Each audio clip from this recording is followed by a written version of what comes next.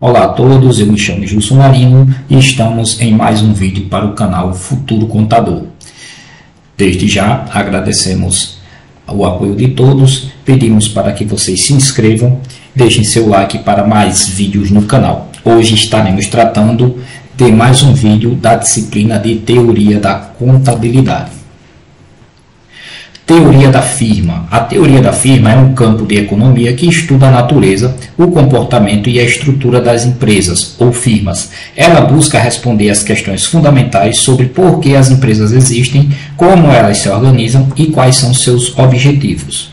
A abordagem tradicional, a maximização do lucro, a visão mais antiga e tradicional da teoria da firma, a abordagem neoclássica, baseia-se na ideia de que o objetivo principal de toda a empresa é maximizar o lucro. Nessa perspectiva, a empresa é vista como uma entidade única e perfeitamente racional que toma decisões de produção e precificação para atingir o ponto de maior lucro.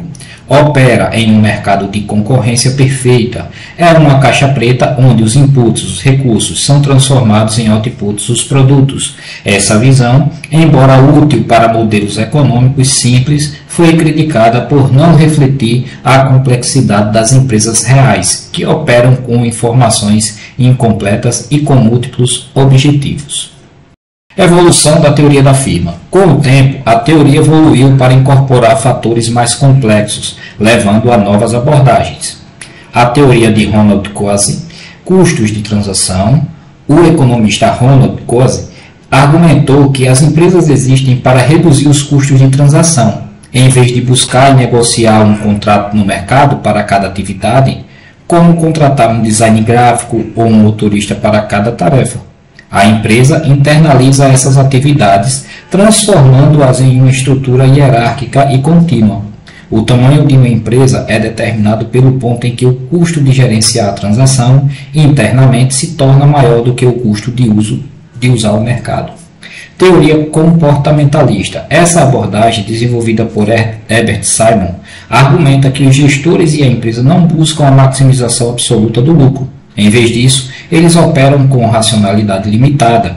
As decisões são tomadas com base em informações imperfeitas e tempo limitado. O objetivo, então, não é maximizar, mas sim atingir um nível satisfatório de lucro, o suficiente para manter a empresa estável, os chamados stakeholders satisfeitos. Teoria do agente principal. Essa teoria estuda o conflito de interesses entre os acionistas, os principais, e os gestores, os agentes. Os acionistas querem maximizar o valor da empresa, mas os gestores que o administram podem ter outros objetivos, como salários mais altos, poder ou benefícios pessoais. Essa teoria explica a necessidade de mecanismos de governança corporativa e incentivos, como bônus atrelados ao desempenho, para alinhar os interesses dos agentes com os dos proprietários. A relação com a contabilidade. A contabilidade é fundamental para a teoria da firma, pois fornece as informações necessárias para testar suas hipóteses e avaliar o comportamento das empresas. Os dados sobre lucro, receita, custos e patrimônio gerados pela contabilidade são a matéria-prima para a análise econômica.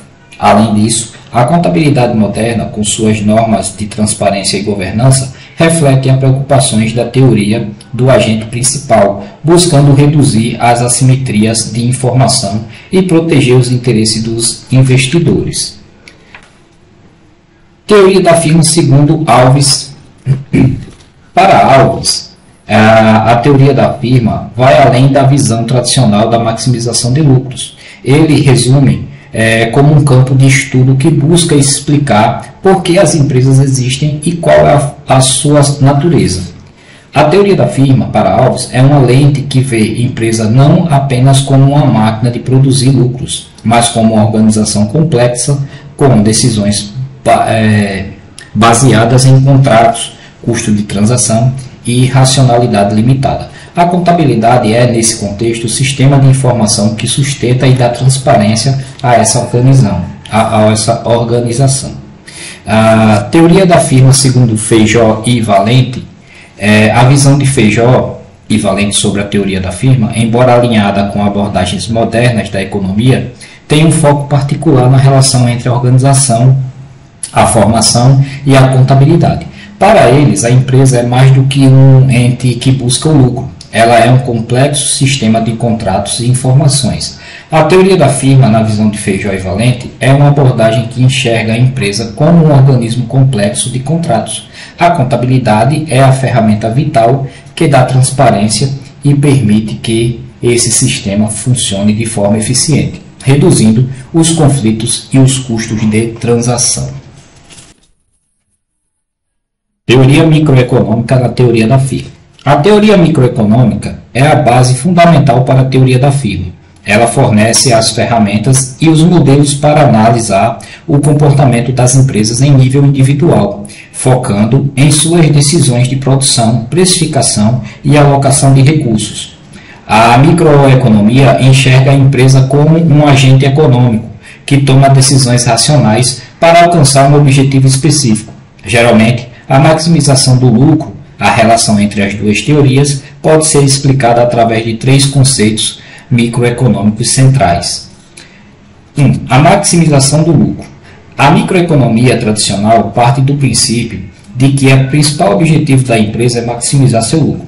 Para alcançar esse objetivo, a empresa precisa tomar decisões sobre o nível de produção, A microeconomia usa conceitos como custo marginal e receita marginal. O lucro máximo é atingido no ponto em que o custo de produzir uma unidade adicional, custo marginal, é igual à receita gerada para essa unidade, a receita marginal. Preço de venda. A empresa precisa definir o preço de seu produto ou serviço, considerando a demanda do mercado e a estrutura de custos. Uso de insumos, a firma decide a quantidade de mão de obra, capital e matéria-prima a ser utilizada para produzir o bem de forma mais eficiente.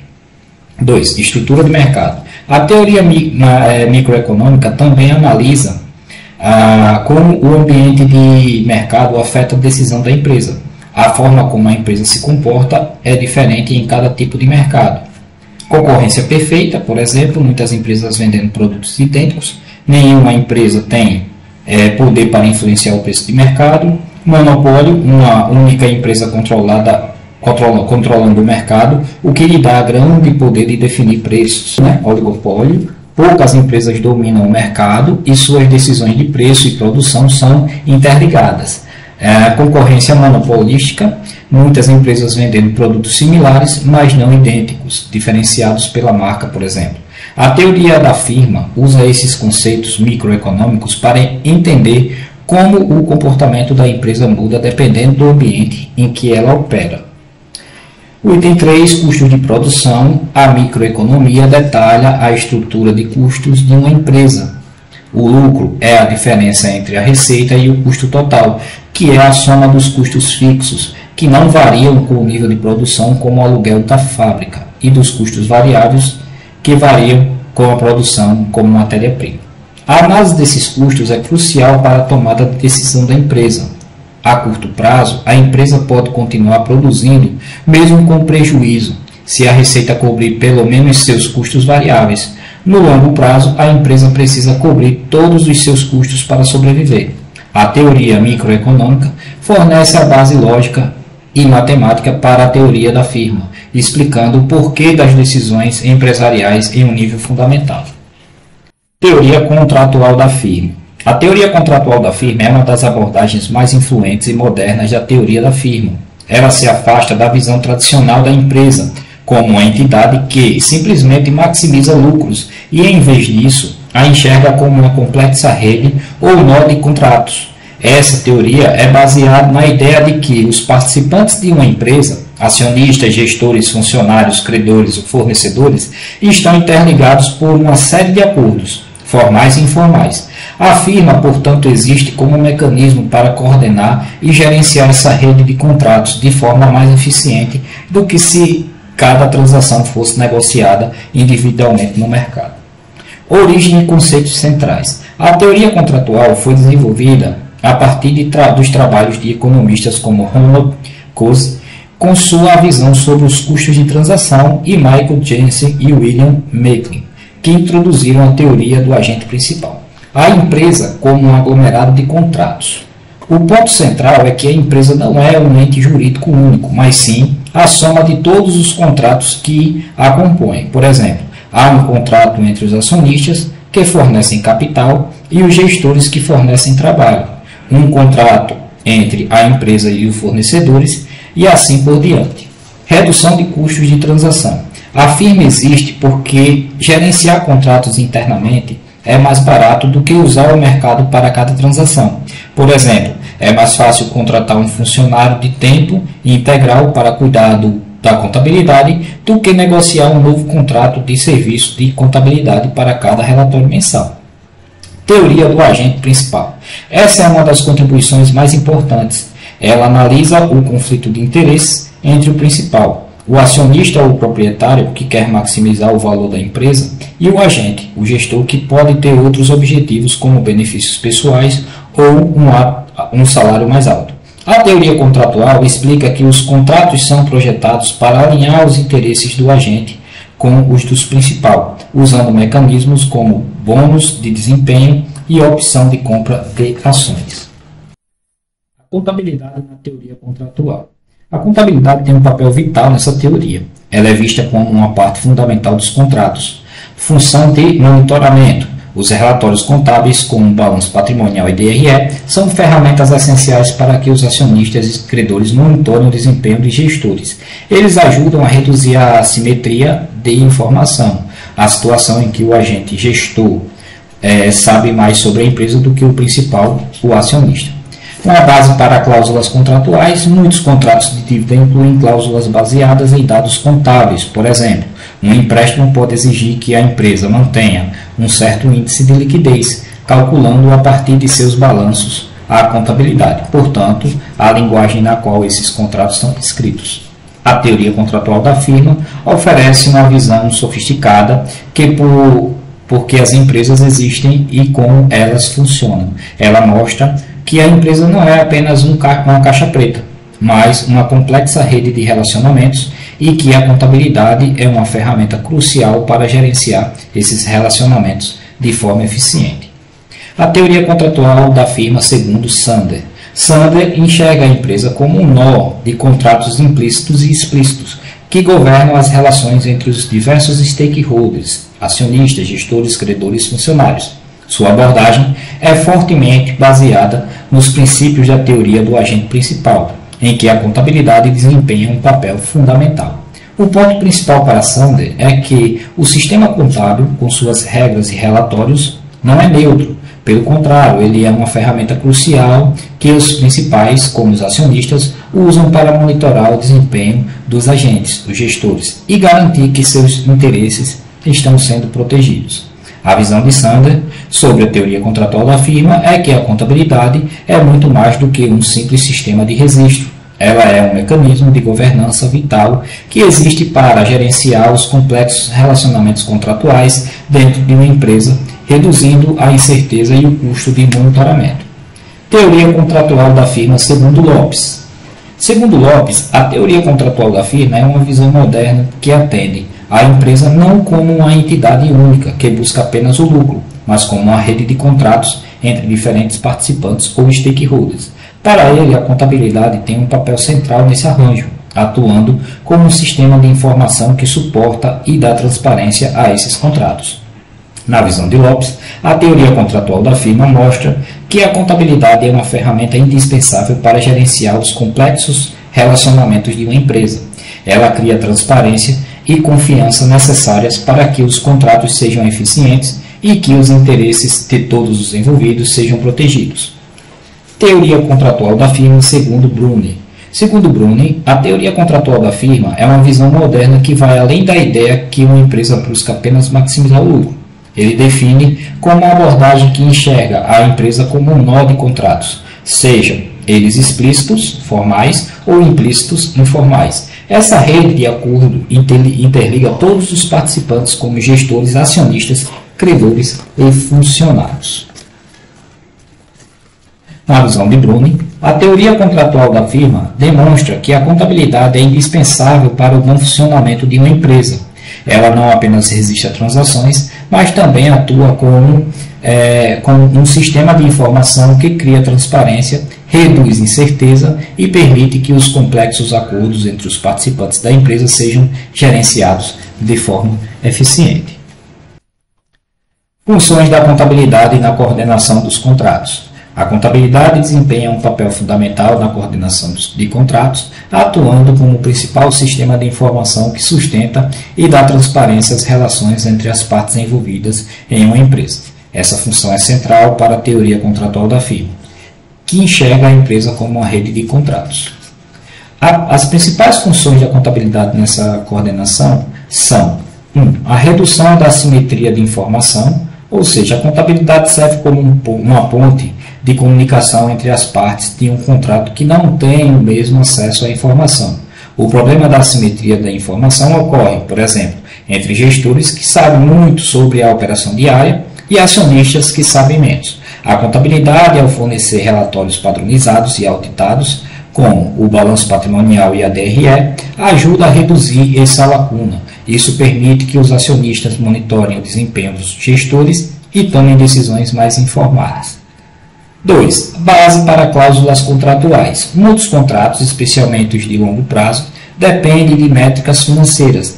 A contabilidade fornece a linguagem e os dados para que essas cláusulas sejam escritas e fiscalizadas. Por exemplo, contratos de dívidas. Bancos e credores frequentemente incluem cláusulas que exigem que a empresa mantenha certos índices financeiros, como o nível máximo de endividamento ou o índice mínimo de liquidez. O cálculo desses índices é feito com base nos dados contábeis.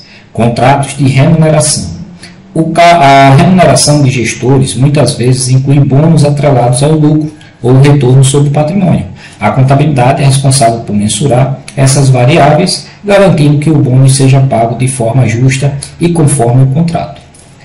Item 3. Monitoramento e cumprimento. A contabilidade é uma ferramenta de monitoramento que garante que as partes cumpram suas obrigações contratuais. A auditoria das demonstrações contábeis, por exemplo, serve para verificar se as informações são confiáveis e se os termos de contrato estão sendo respeitados. Sem a contabilidade, o custo de monitoramento seria altíssimo, pois as partes teriam que inspecionar cada transação individualmente.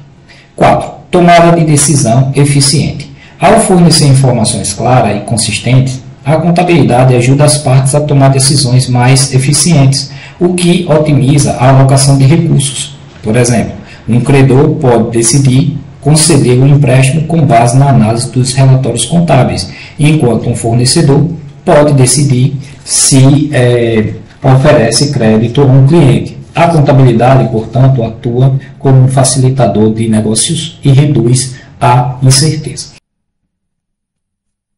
Teoria da agência.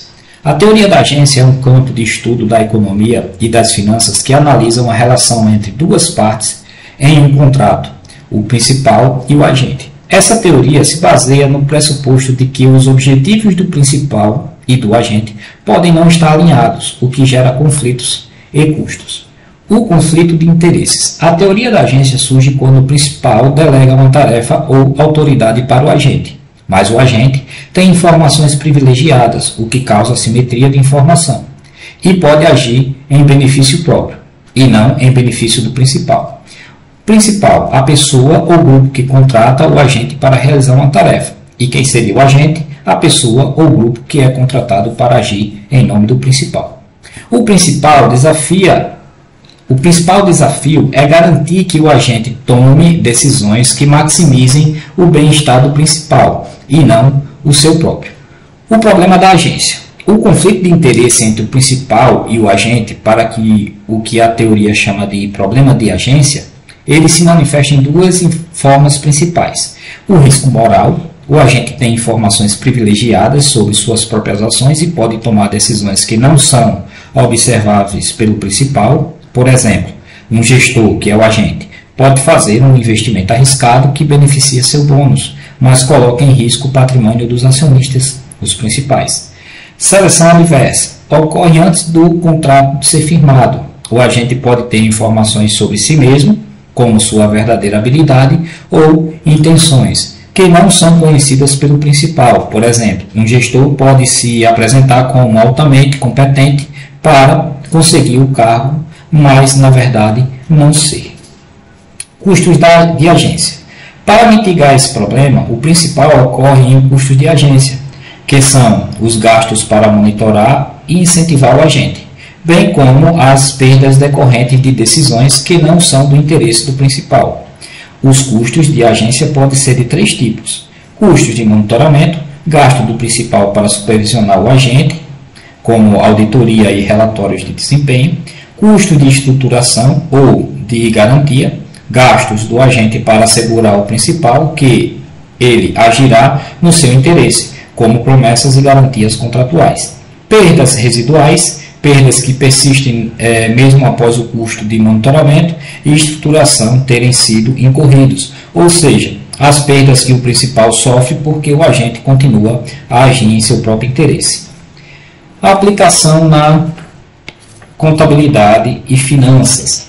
A teoria da agência é amplamente utilizada em finanças e contabilidade para explicar a relação entre acionistas, que são os principais, e gestores, que são os agentes.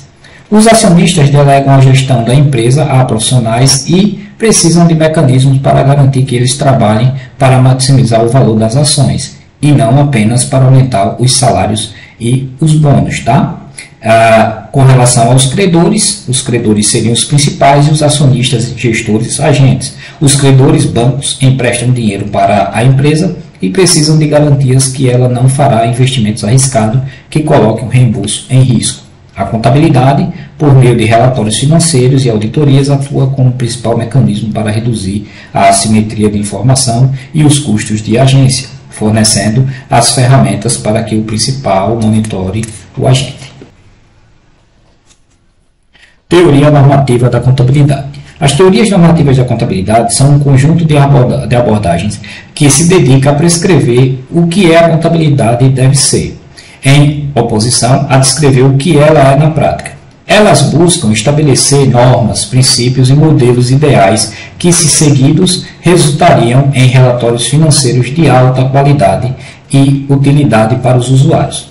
O principal objetivo dessas teorias é aprimorar a prática contábil.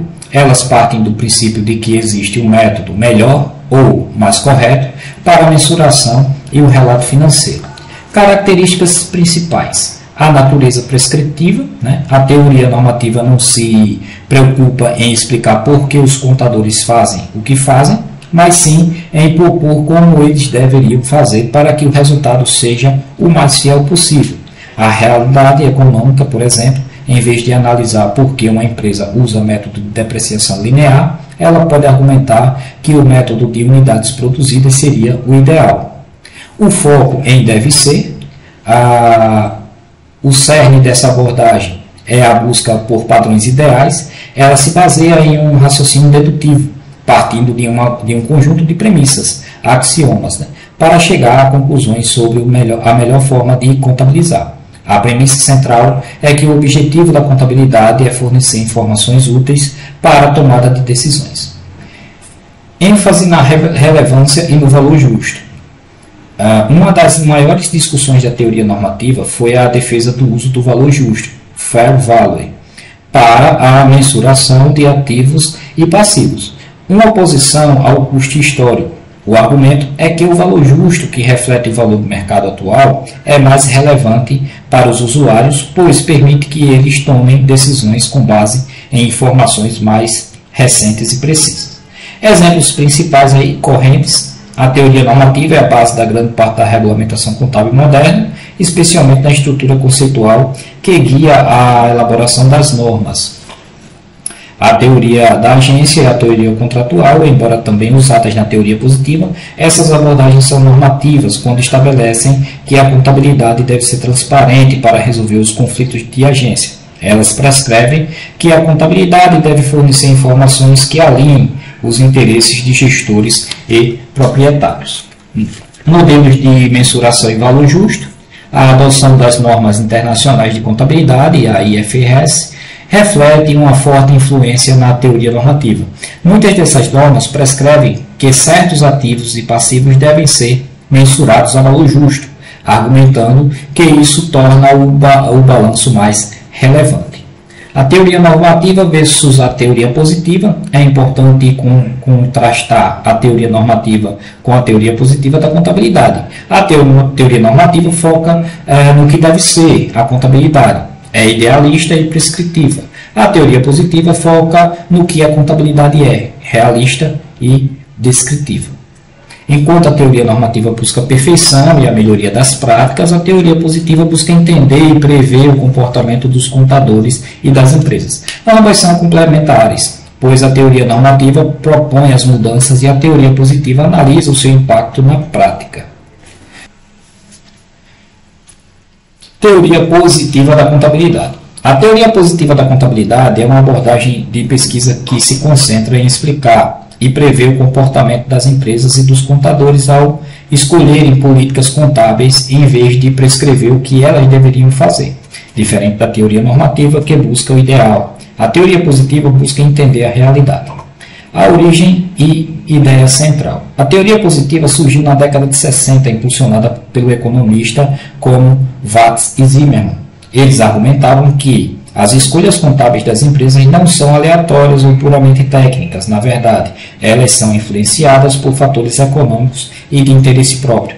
A ideia central é que os gestores de uma empresa, assim como os outros agentes econômicos, agem para maximizar seu próprio bem-estar. As escolhas contábeis, portanto, são feitas com o objetivo de gerar os melhores resultados para a empresa e seus gestores, e não necessariamente para fornecer a informação mais pura ou justa para o público. Principais hipóteses da teoria positiva. Para prever o comportamento das empresas, a teoria positiva se baseia em 3 hipóteses principais. Hipótese do plano de bônus. Essa hipótese prevê que gestores com planos de remuneração atrelados ao lucro da empresa tendem a escolher políticas contábeis que aumentem o lucro reportado. Por exemplo, eles podem optar por métodos de depreciação que adiem o recolhimento de despesas. Hipótese do contrato de dívida. Essa hipótese prevê que empresas com altos níveis de endividamento e, portanto, com contratos que podem ser violados se os índices financeiros piorarem, tendem a escolher políticas contábeis que aumentam o lucro patrimônio líquido. Isso ajuda a evitar que os credores exijam pagamento antecipado da dívida. Hipótese do custo político. Essa hipótese sugere que a empresa grandes e visíveis, que são mais sujeitas ao escrutínio público e à intervenção do governo, tendem a escolher políticas contábeis que diminuam o lucro reportado. Isso pode ser feito para justificar a não distribuição de lucros. Para evitar pressões por aumento de impostos ou para reduzir a atenção de sindicatos e reguladores também. Teoria positiva versus teoria normativa, né? Como já falamos, a teoria positiva é descritiva, foca no porquê, porque as empresas fazem o que fazem, e a teoria normativa é prescritiva, foca no deve ser, como a contabilidade deveria ser feita. A teoria positiva é empírica, ou seja, ela se baseia em dados e observações para formular e testar suas hipóteses. Ela revolucionou o pensamento contábil, mostrando que as escolhas da contabilidade são parte de um jogo de estratégias e interesses e não apenas um conjunto de regras técnicas. Bom, pessoal, encerramos por aqui mais um vídeo do canal Futuro Contador. Se inscreve, deixa seu like, ajuda o canal para que a gente consiga publicar mais vídeos deste tipo, tá bom? Até mais!